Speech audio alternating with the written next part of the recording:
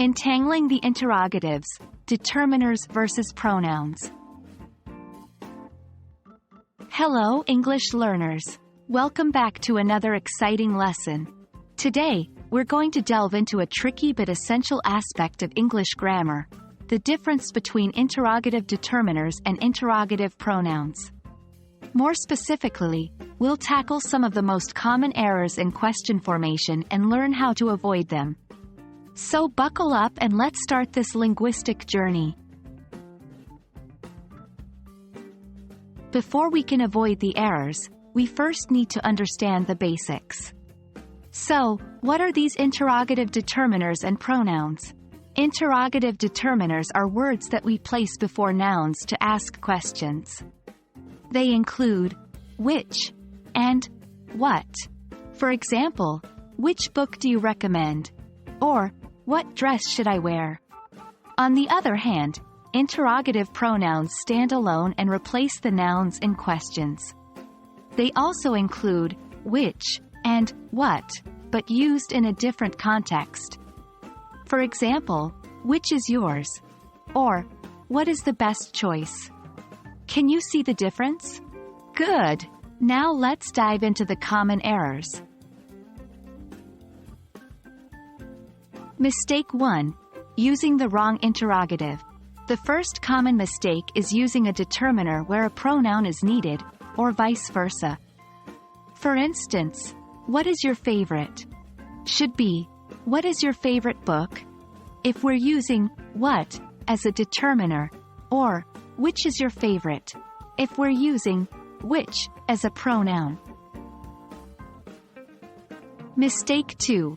Forgetting to include the necessary noun. This one is related to the first mistake. Remember, determiners need a noun. So, which do you prefer is incorrect unless we mention the noun. It should be, which one do you prefer? Or, which cake do you prefer? Mistake 3. Not matching the determiner or pronoun with the answer.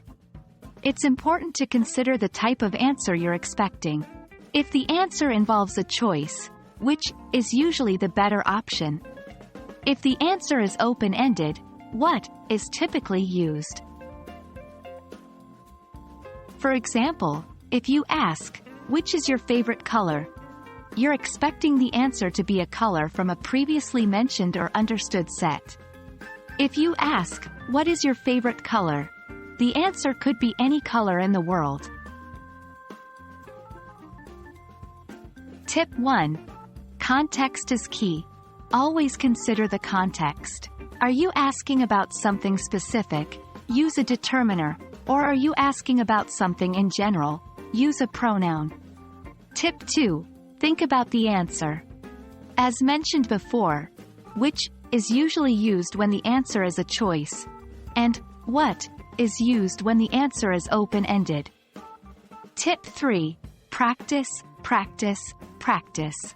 The more you use English, the better you'll get at intuitively knowing which word to use. And there you have it. We've covered the differences between interrogative determiners and interrogative pronouns and tackled some common errors in forming questions. Remember, practice makes perfect, so keep trying, keep making mistakes, and most importantly, keep learning. Happy studying, and see you in our next lesson.